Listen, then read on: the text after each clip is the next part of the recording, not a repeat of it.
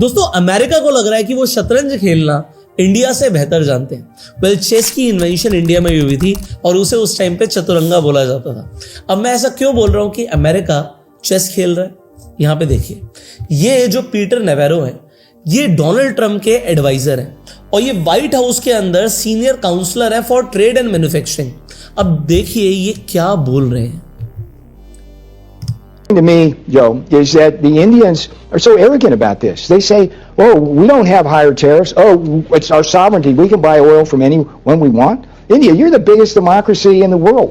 Okay, act like one. Side with the democracies. You're getting in bed with the authoritarians. China, you've been at quiet war with them for decades. They invaded Aksai Chin and all your territory. These are not your friends, folks.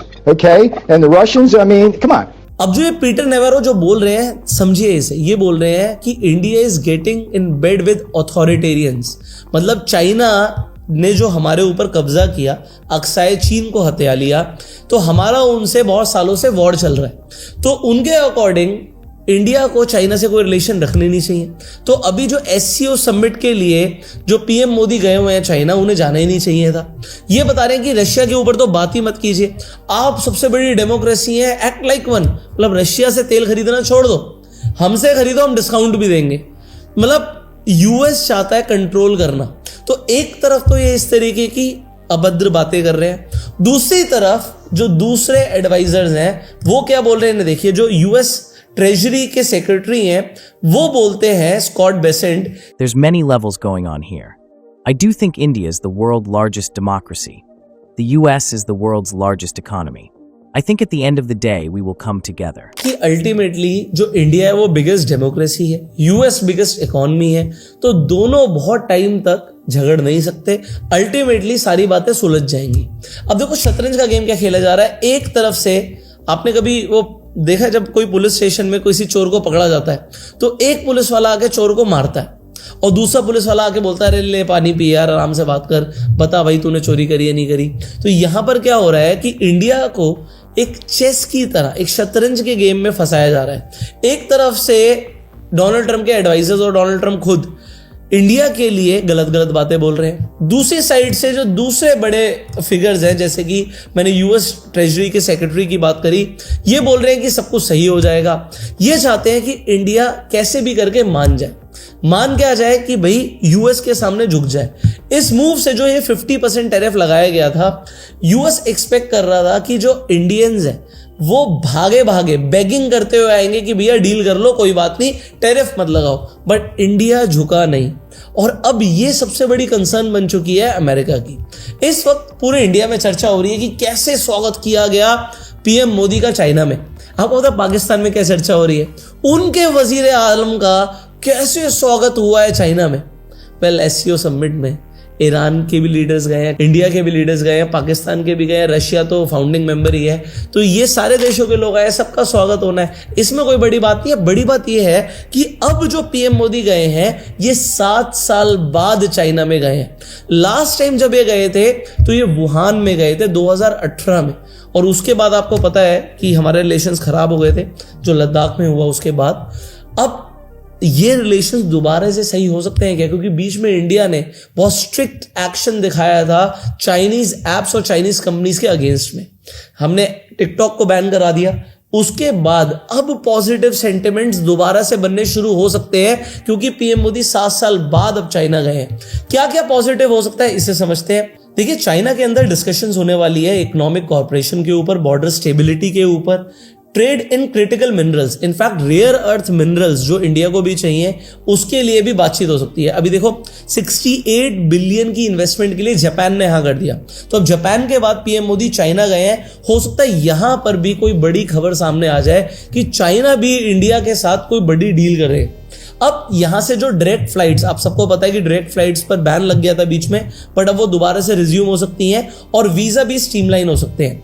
तो ये तो अभी immediate positive impact पड़ सकता है। Near term volatility रह सकती है क्योंकि देखो जब एक तरफ से वेस्ट की साइड से प्रेशर आ रहा है, बट यूरोप ने भी बोल दिया कि उन्हें इंडिया चाहिए। अब चाइना, रशिया सब इंडिया के सपोर्ट में है, तो वॉलेटिलिटी जरूर रहेगी। बट अगर यूएस की तरफ से भी पॉजिटिव इंपैक्ट आ जाए, जैसे कि हमने लास्ट वीडियो में बात करी थी कि यूएस के कोर्ट ने यह बोल दिया कि ट्रम्प ने जो टैरिफ्स लगाए हैं उनमें से कई सारे टैरिफ्स इलीगल है, तो अगर वो टैरिफ्स हटते हैं तो अगेन इंडिया के लिए पॉजिटिव रहेगा।